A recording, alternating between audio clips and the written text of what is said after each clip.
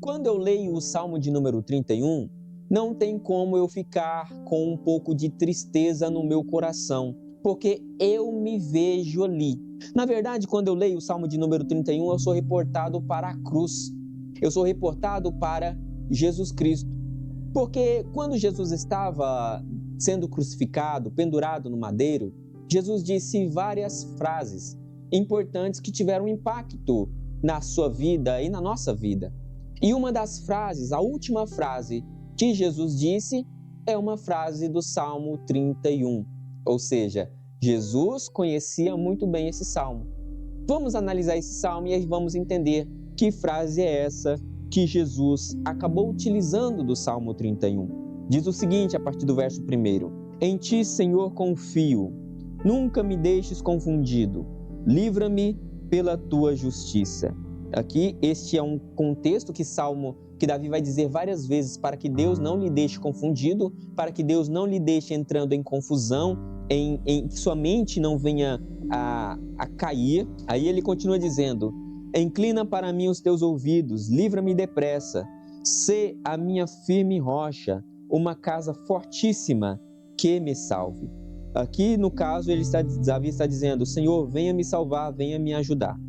Verso 3: Porque tu és a minha rocha e a minha fortaleza, pelo que, por amor do teu nome, guia-me e encaminha-me. Tira-me da rede que para mim esconderam, pois tu é a minha força. Então, nessa primeira parte, do verso 1 até o verso 4, Davi está dizendo para que o Senhor o livre de todos os momentos, inclusive das redes que estão lhe preparando para as suas vidas. Agora, a frase que Jesus vai usar na cruz está no verso de número 5. Ele vai dizer o seguinte, Davi dizendo, e depois Jesus vai dizer: Nas tuas mãos encomendo o meu espírito. Tu me remiste, Senhor, Deus da verdade. Então, logo depois de uma grande apresentação, nós temos aqui o verso de número 5, Davi dizendo: Em tuas mãos eu entrego o meu espírito. A última palavra, a última frase de Jesus é essa frase: Senhor, em tuas mãos eu te dou o meu espírito. E logo depois, Jesus veio a morrer. Tem uma diferença muito grande entre a frase que Davi está dizendo e a frase que Jesus usou ali na cruz. Qual a diferença? A diferença é que quando Davi disse: Senhor, em tuas mãos eu te entrego o meu espírito, Davi estava dizendo: Senhor, faça de mim o que o Senhor quiser. Se é para que eu assuma um trono, que o Senhor me guie lá. Se é para que eu vença batalhas, que assim o Senhor me conceda. Porque o Senhor é grande e o Senhor é o Deus da verdade. Quando Jesus disse as mesmas palavras, o mundo ganhou um outro peso. As palavras ganharam outro peso, porque Jesus estava dizendo: Pai, em tuas mãos eu te entrego a minha vida. Naquele exato momento, Jesus estava morrendo, mas não era uma morte de um malfeitor, não era uma morte de um pecador, não era a morte de um ladrão, era a morte de um Salvador. E através daquele ato de Jesus, hoje eu posso estar aqui dizendo para você: Jesus Cristo te ama e Jesus Cristo morreu por você. Naquela cruz que foi preparada para um ladrão, que na verdade deveria ser para mim, deveria ser para você. Jesus morreu em meu lugar, Jesus morreu no seu lugar. Então, quando Jesus entregou a sua vida, Ele estava entregando a sua vida por mim, estava entregando a sua vida por você. Naquele exato momento, o diabo foi derrotado.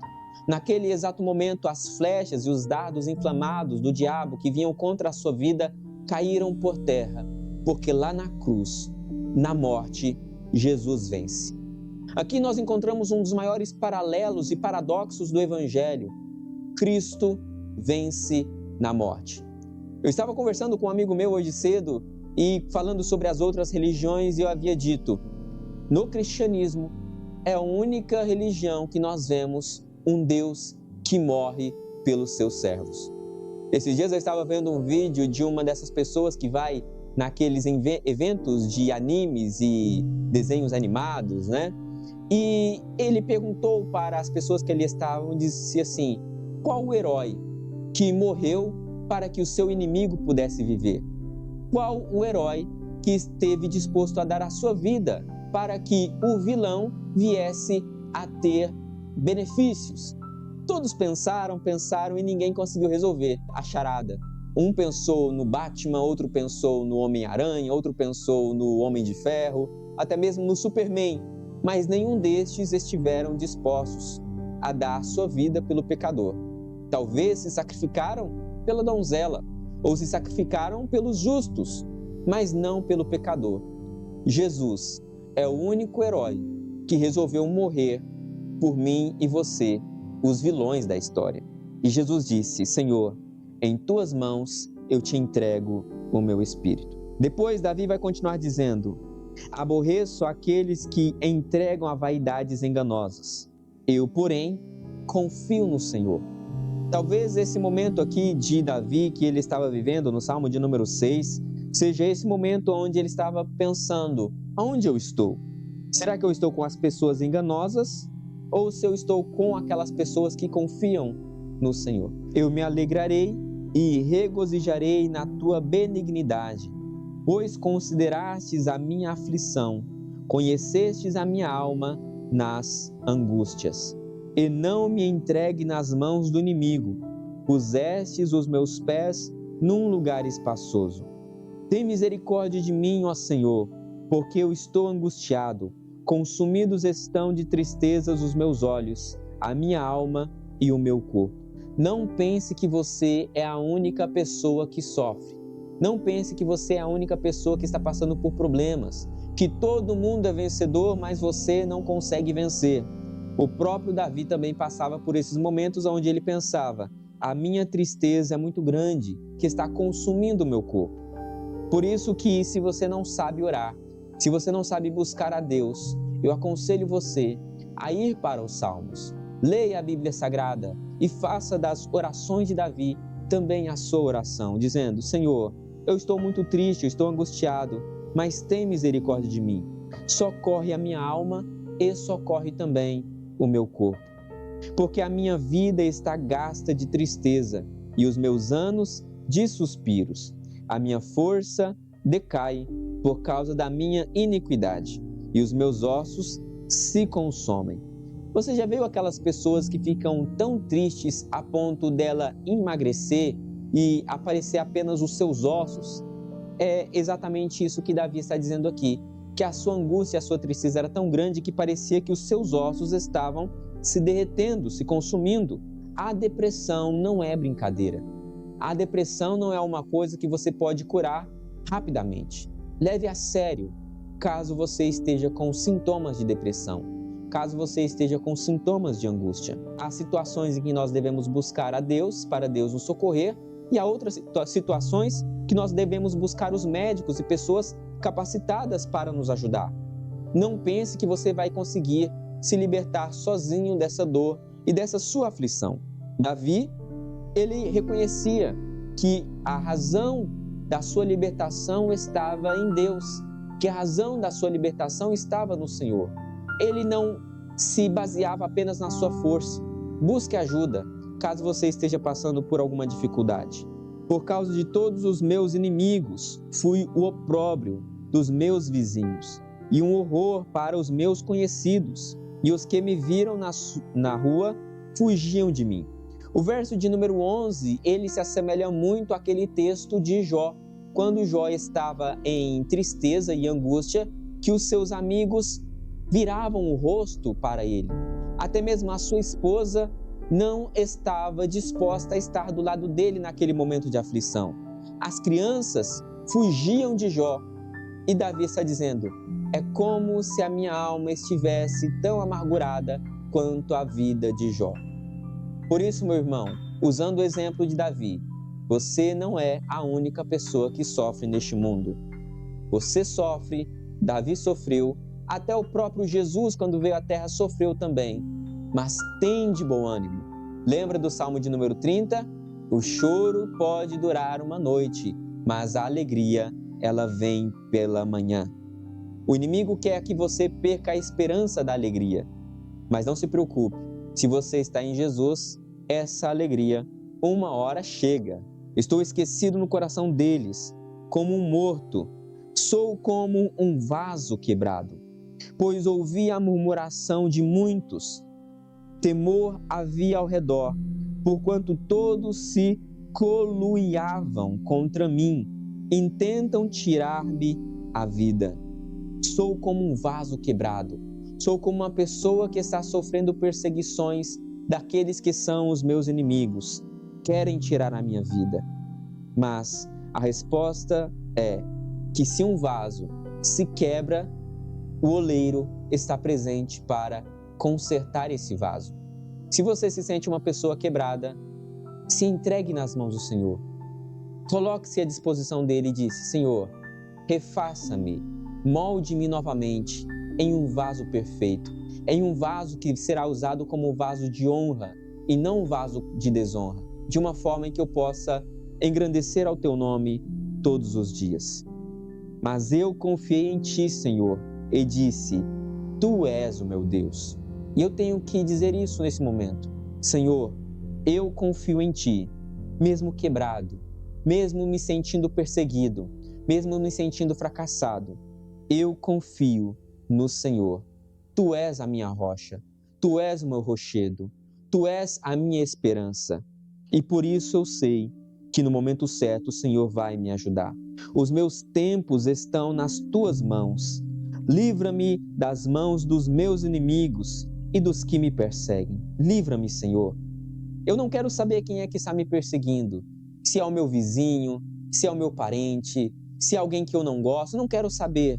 Se eu estou em Deus, eu serei protegido em cada instante. As mãos do Senhor estarão firmes para me ajudar e para me sustentar. Essa é uma palavra de esperança. Essa é uma palavra que enche o meu coração de alegria.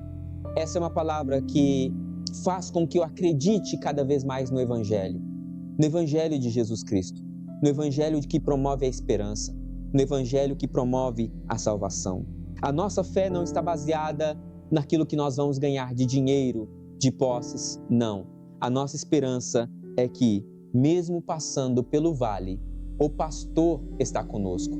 O nosso Salvador está conosco em cada instante para nos proteger. Verso 17. Não me deixes confundido, Senhor, porque te tenho invocado.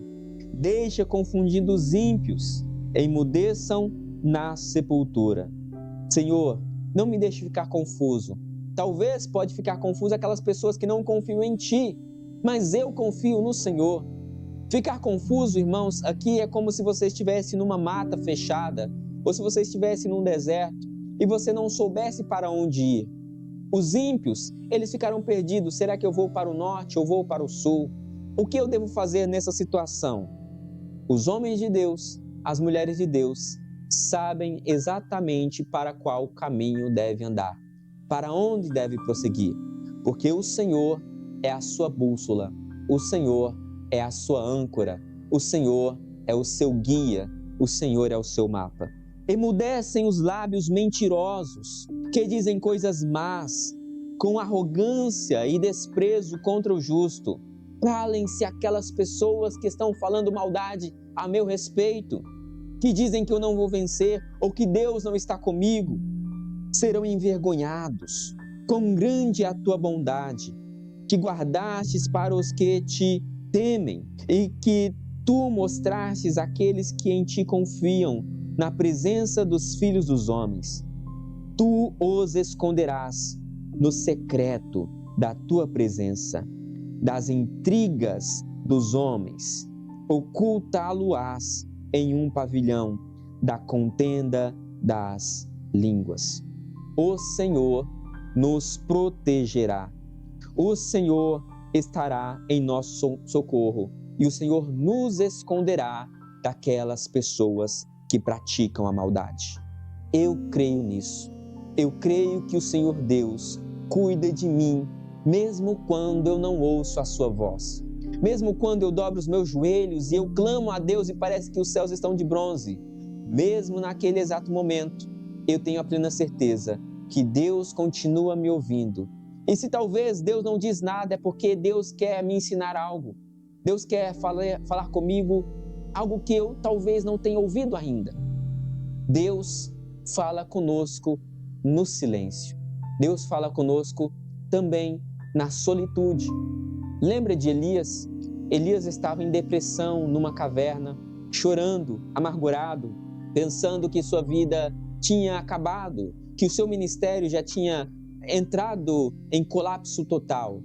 Vem um terremoto, ele sai para fora, não vê Deus, volta. Depois vem fogos e trovões e trovoadas, ele sai para fora, não vê Deus. Vem furacões, não vê Deus. Mas, de repente, vem uma brisa suave. E essa brisa suave vai movimentando as árvores bem lentamente. Quando ele sai para fora, ele ouve a voz do Senhor. Talvez você esteja tentando ouvir Deus no turbilhão, no furacão, no meio das trovoadas. Deus está pedindo para você aquietar o seu coração, ficar em silêncio, calar-se, cala-te e comece a ouvir a voz de Deus. Deus está falando, só que o seu clamor e o seu choro está abafando a voz de Deus. Você já reclamou para todo mundo, reclamou para sua mãe, para o seu pai, para o seu pastor, para a terapeuta, mas você ainda não parou para ouvir o que Deus tem para dizer para você, conselho para você. Para de reclamar para as pessoas que estão ao seu redor. Dobre os seus joelhos e comece a falar com Deus. Senhor, eu estou aqui. Fala comigo. Se você não tiver palavras, apenas chore. Faça como Ana, que não tinha mais palavras em sua boca, mas ela chorou na presença de Deus. E no momento certo, Deus deu para ela o filho que ela tanto precisava, a bênção que ela tanto queria. Isso também pode acontecer com você neste momento, quando você clamar ao Senhor. E aí você vai dizer, da mesma forma que Davi disse: bendito seja o Senhor, pois fez maravilhas, e a sua misericórdia para comigo é em cidade segura, é em Jerusalém, é para sempre. Pois eu dizia na minha pressa, estou cortado diante de teus olhos. Não obstante, tu ouvistes a minha voz das minhas súplicas quando a ti clamei. Davi está dizendo a mesma coisa que você disse: Senhor, eu estou fora da tua presença, estou cortado da tua presença. Mas ele disse isso porque ele estava com pressa. Ele disse isso porque ele estava clamando demais, falando mais alto do que a voz de Deus. Mas quando ele parou, ele percebeu: eu não estive fora da presença do Senhor. Deus ouviu a minha súplica. Deus ouviu o meu clamor. E aí no verso de número 23, ele vai dar um conselho para você que está nos ouvindo aqui. E talvez por isso que Jesus fez questão de usar o Salmo de número 31 lá na cruz, para que você olhe para esse texto de uma outra forma. Amai ao Senhor, vós todos que sois seus santos, porque o Senhor guarda os fiéis e retribui com abundância os soberbos. O Senhor protege e guarda os santos. Mas aquelas pessoas que são soberbas e fazem maldades, elas terão a sua justa paga. Talvez quando Jesus disse, o verso de número 5, Pai, em tuas mãos eu entrego o meu espírito, talvez Jesus esteja fazendo referência implicitamente a todo o Salmo, para nós confiarmos em Deus, permanecermos na justiça, ouvirmos a voz do Senhor. E o verso de número 24, esforçai-vos, e Ele fortalecerá o vosso coração, vós todos que esperais no Senhor. Você tem se esforçado? Você tem colocado a sua vida na presença do Senhor? Você tem colocado a sua vida diante da casa do Senhor? Você tem entregado para Deus quem você é? Eu tenho feito mais ou menos. Não, esforça-te. Faça um pouquinho mais. Se está difícil, tente um pouco mais. Porque nesse momento de dor, Deus vai vir e vai te dar a resposta que você tanto precisa. Pai querido, neste exato momento, Senhor Deus, te agradecemos por essa palavra. Te agradecemos, Senhor Deus, pelos irmãos e irmãs que estão aqui conosco. E dizemos, Senhor Deus, obrigado, porque neste exato momento podemos ouvir a Tua voz, sentir a Tua presença. Tenho a plena certeza, Senhor Deus, que o Senhor falou conosco neste exato momento. O Senhor curou feridas que estavam abertas neste exato momento, através da Tua palavra. A Ti, Senhor Deus, te entregamos o que temos, te entregamos a nossa alma, te entregamos a nossa posse, te entregamos o nosso ministério, te entregamos, Senhor Deus, a nossa vida. Faça de nós a Tua morada perpetuamente. E que Teu nome, Senhor Deus, seja exaltado. E que para sempre possamos dizer: bendito seja Deus, que morreu na cruz do Calvário por mim e que me deu a chance de construir uma nova história. Te agradeço, Deus, não apenas hoje, mas para todo sempre. Amém e amém.